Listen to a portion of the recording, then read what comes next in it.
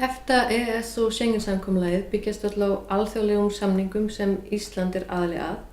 Gildissvið samninganna ólíkt og þátttökuríkin einnig. EFTA stendur fyrir European Free Trade Association eða Fríverslunarsamtök Evrópu. Þau voru stofnuð árið 1960 og hefur aðildarríkjunum eitthvað fækkað síðan þá. Þau eru 4 talsins núna: Ísland, Liechtenstein, Noregur og Sviss. EFTA-ríkin mynda það sem kallað fríverslunarsvæði. Það þýðir að tollar og aðrar hindranir eru afnumdar í viðskiptum milli aðildarríkjanna með þær vörur sem samkomulagið nær til og eru upprunnar í þessum löndum.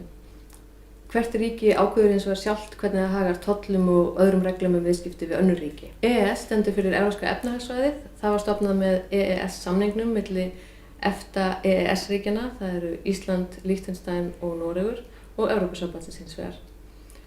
Samningurinn var undirritaður árið 1992 en með honum fengu EFTA-EES-ríkin aðgang að innri markaði Evrópusambandsins. Það að segja reglunum frjálst flæði vöru, þjónustu, fólks og fjármagns. Ólíkt tollabandalagi Evrópusambandsins gildissvið EES-samningsins hins vegar takmarkað. Schengen-samkomulagið byggist á sáttmála sem tók gildi árið 1995. Markmið samkomulagsins tvenns konar. Annars vegar að tryggja frjálsa för einstaklinga á svæðinu með því að afnema vegabréfaskoðun og hins vegar að styrkja baráttuna við alþjóðlega glæpastarfsemi með því að auka eftirlit með ytri landamærum svæðisins. Schengen-ríkin eru 26 talsins. Þau eru öll EFTA-ríkin og aðildarríki Evrópusambandsins fyrir utan Bretland og Búlgaríu, Írland, Kýpur og Rúmeníu.